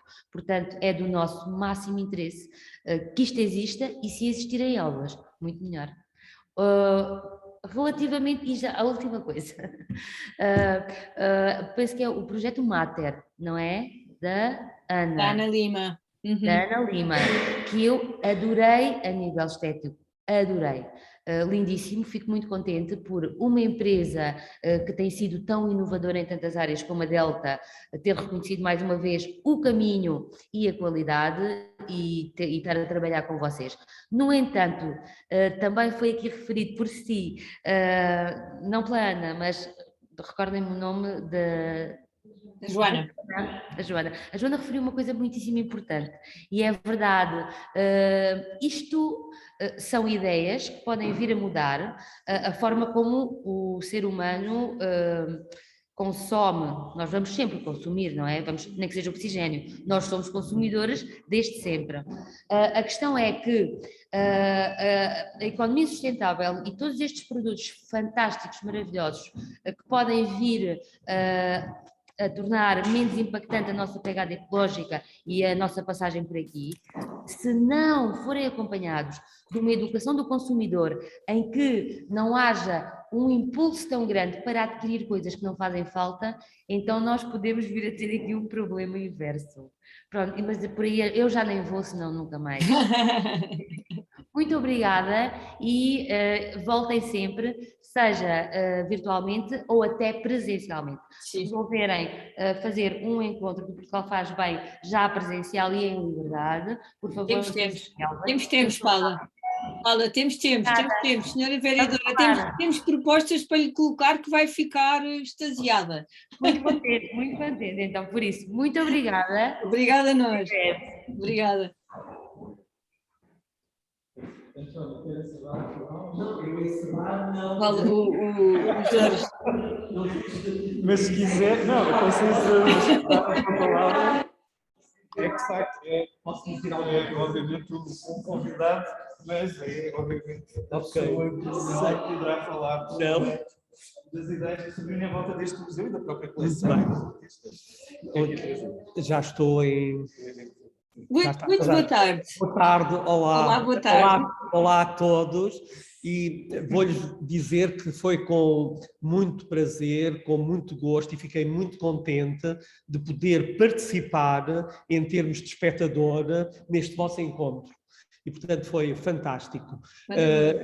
Gostei bastante e também, como não podia deixar de ser, fiquei também muito satisfeito quando o Jorge escolheu fazer a participação dele e aqui do Diogo a partir do MAS aqui na cidade de Elvas. Portanto, o MAS é uma instituição que faz este ano 15 anos, estamos muito contentes, portanto vamos ter 15 anos de MAS durante todo o ano.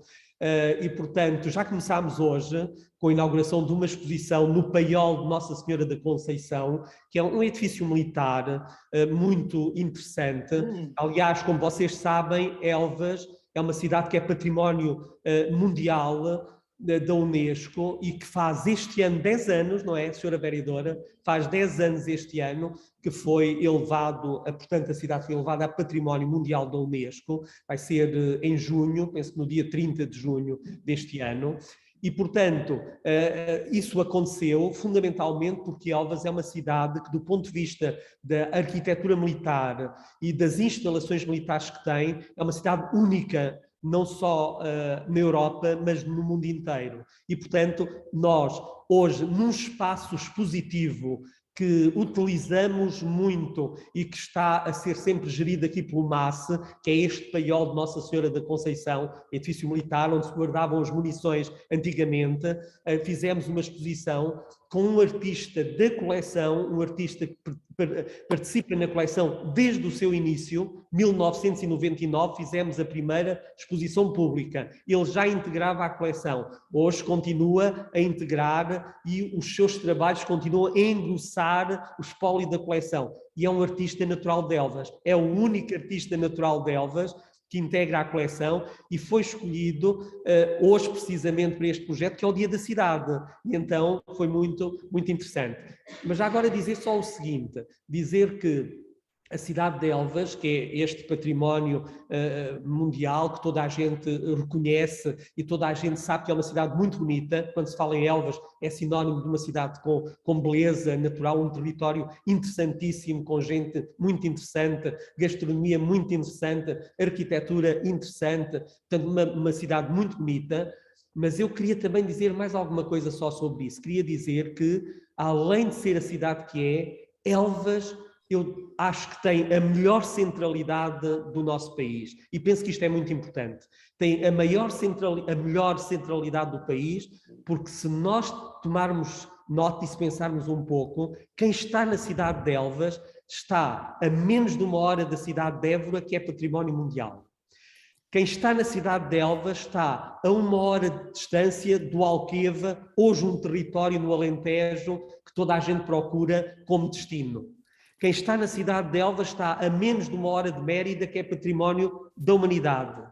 Elvas está a menos de 1 hora de distância de Cáceres, que também é uma cidade que é património mundial. Então, eu desafio e convido toda a gente para vir celebrar a cidade de Elvas, porque ficando em Elvas pode efetivamente fazer todos estes circuitos sem sair da nossa cidade. Pode ir e voltar e desfrutar plenamente da cidade e, portanto, com uma estadia de 3, 4, 5 dias aqui e que faz todos estes circuitos sem precisar de deixar o alojamento da cidade de Elvas, o que, do ponto de vista logístico, pode ser muito, muito interessante e, portanto, significa que faz todos estes passeios, estas visitas e volta à cidade e fica a dormir na cidade e desfruta da cidade de dia, que é muito bonita, à noite, que é lindíssima, com a iluminação das suas muralhas, dos seus monumentos e, portanto, o desafio está feito.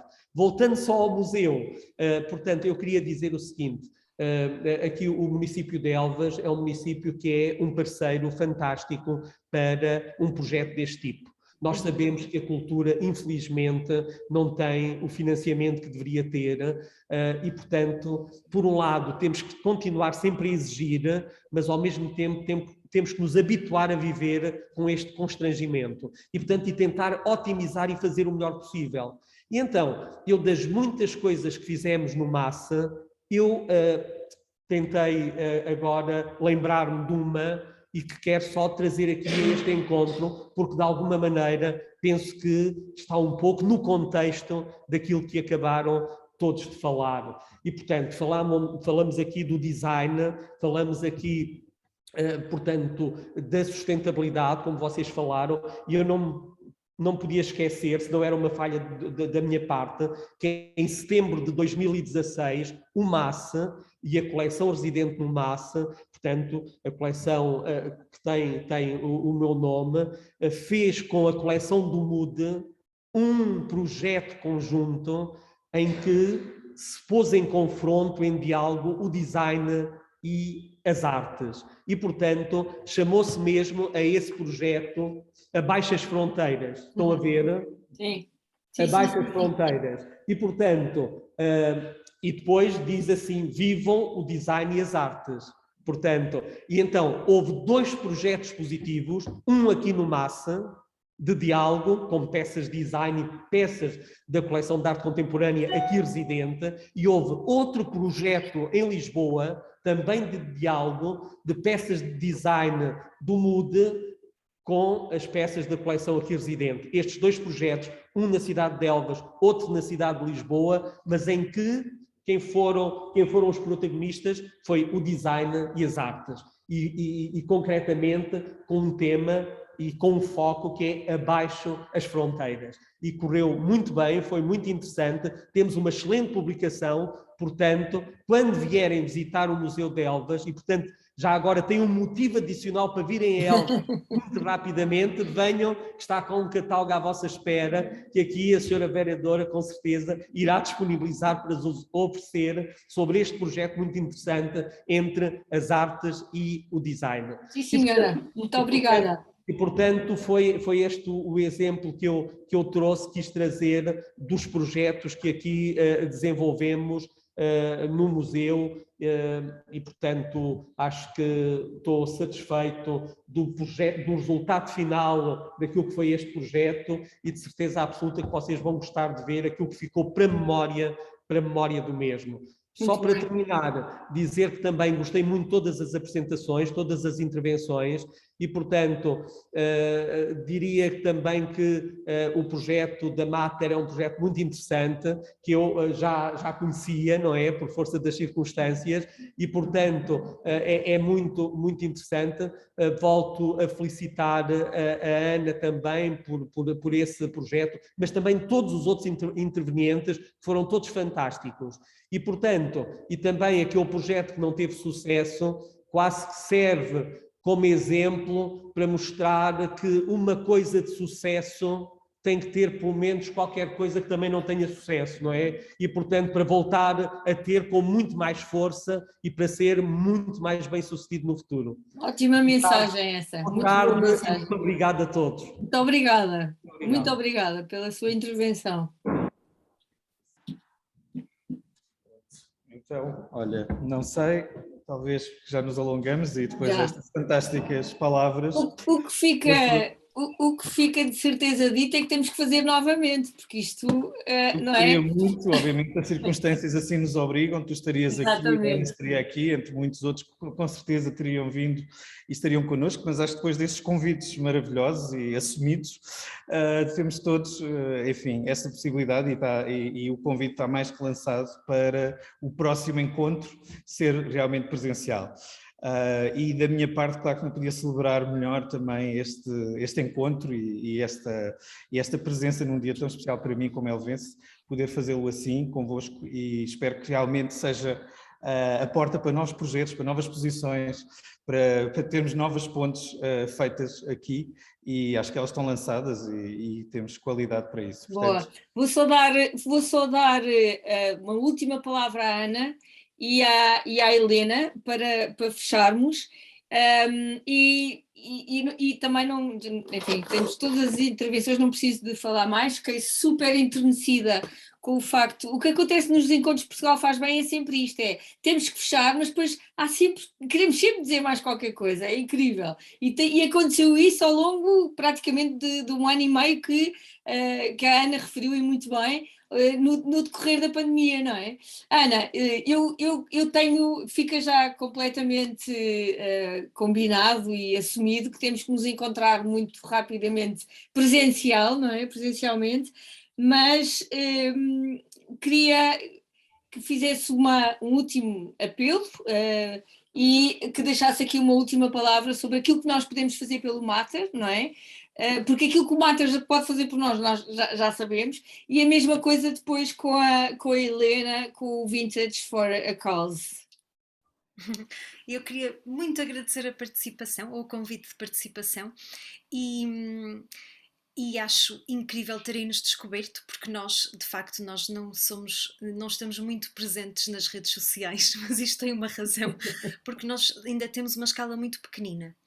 E tem sido muito o passo à palavra, ou trabalhamos muito especificamente com clientes, e às vezes quando divulgamos um bocadinho mais, chegam-nos projetos que depois nós não podemos não conseguir abarcar. Okay. Então tem sido muito, se bem que estamos a aumentar agora a produção, a escala de produção, mas temos sido assim um bocadinho cautelosos em relação a isso.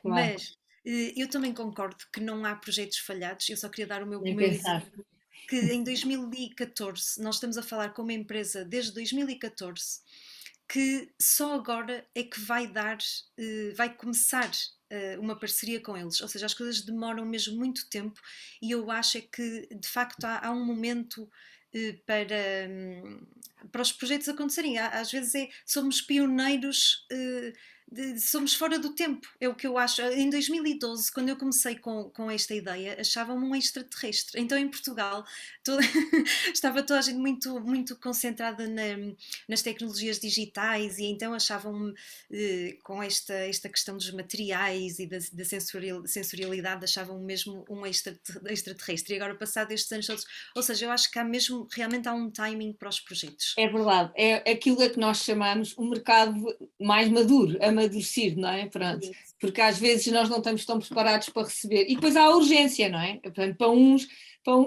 o mercado precisa estar amadurecido, para outros de facto é quase que na urgência que a coisa funciona. E eu partilho completamente da mesma opinião. Ana, vamos com certeza falar. Nós queremos saber muito mais sobre a Mater e sobre a sua história, que não deu tempo, claro que sim. mas pronto, fica aqui feito a ponte, e de certeza que voltaremos a falar. Helena, queria só também ter uma última palavra sua. Olá. Helena, o seu projeto fez-me relembrar o nosso summit que nós fizemos em maio, em 2021, onde tivemos um projeto que se chama A Fazenda. Conhece esse projeto no Brasil? Não conheço. Tem que ver. Vou buscar. Tem que ir buscar, e tem que ir aqui nas nossas gravações do Summit das Tardes Inspiracionais. Nós tivemos um projeto com base do Brasil, e que era muito semelhante ao seu, e que neste momento tem uma escala assim brutal. A história é também muito, muito caseira, muito, muito pessoal, e muito centrada numa família e numa pessoa que tinha uma enorme necessidade de fazer aquilo que vocês fazem nesse vosso projeto. Eu, por acaso, também já conheci também aqui em Lisboa, em algumas daquelas lojas sociais, suportadas pela Câmara Municipal de Lisboa, e também, de facto, esse modelo é um modelo recorrente, não é? Agora, a ciência está, ou a sabedoria está em conseguir levá-lo avante, não é? Que isso é que é o grande desafio, e fazê-lo e manter, não é? Como é que nós podemos também ajudar o Vintage for a Cause, e como é que nós podemos também trazê-la mais aqui para o Portugal Faz Bem?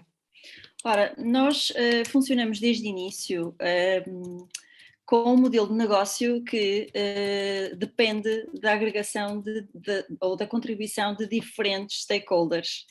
E o nosso objetivo, ou o formato de escala, nunca passará por um crescimento centralizado numa única organização.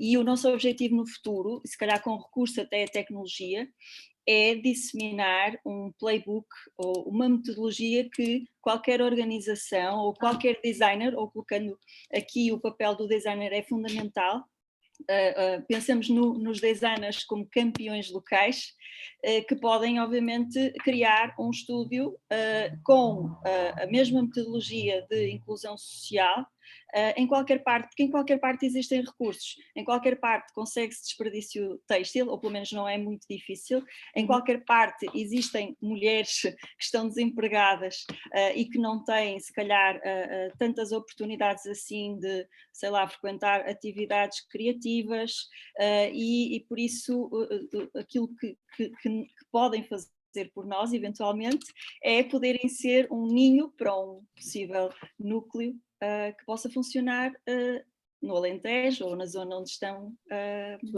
inseridos. Boa, muito bem. Isso é uma grande deixa ali para o Jorge Moita, é o tema da vida dele. Claro que sim. Ela sabe, sim, ela porque sabe o que está a falar. é que no limite, e falou-se muito nesta conversa de recuperar talentos e pessoas, e no limite o modelo de desenvolvimento sustentável passa muito por aquilo que se chama localização, que é criar ou funcionar localmente, tendo impacto global. E isso só se faz ativando os recursos locais, de forma criativa, trabalhando em rede, otimizando os recursos, e sem uma perspectiva de crescimento similar àquela que vivemos hoje em dia, e que está a ter as externalidades que todos conhecemos. Por isso acredito muito que os designers possam ser aqui uma boa ponte e os tentáculos para nós pensarmos ou ponderarmos num modelo de escala. Perfeito. Muito bem. Muito obrigada a todos. Jorge, antes de fechares, eu vou só dar uma nota importante, que é relativamente aos próximos 2 encontros que vamos ter. O próximo vai ser convidado, quem nós convidámos a convidar foi o Christophe de Souza, que é um designer de produto, e que vamos conversar e falar precisamente sobre a questão dos designers e não propriamente do design. E em março vamos estar a falar, a partir do Algarve, vamos falar sobre aromas. Convidámos a Iglantina Monteiro, da Companhia das Culturas, para montar um painel em que iremos conversar sobre aromas e sobre natureza e sobre uma série de valências ligadas à temática da aromática, que vai ser também, vai ser superlativo, porque ela é uma pessoa muito interessante. Obrigada, Jorge, por teres convidado estas pessoas tão interessantes, e fecha, por favor. Exato. Não, o que é que eu vou acrescentar mais? Obrigado, e continuemos a fazer. Portugal faz bem, não é? Eu acho que é isso. Estamos todos aqui juntos pelo mesmo. Okay. E eu é que vos agradeço, e mais uma vez agradecer à equipa da Portugal Faz Bem, porque temos iniciado este projeto há justamente 2 anos, não é? Esta aventura. E ainda hoje me dizias de manhã que atingimos os 3.000 seguidores, e acho que há aqui uma... Sim. Yeah. E sei que temos, de grosso modo, de facto, este contingente criativo realmente concentrado neste projeto, e é isso que nos dá, obviamente, o alento e o foco para continuar, porque todos sentimos os problemas, as dificuldades e os desafios, e todos acreditamos que realmente Portugal faz bem. E ainda bem que podemos fazer hoje, mais uma vez. Boa. Obrigado a todos. Ok. Obrigada. Obrigado. Adeus. Adeus.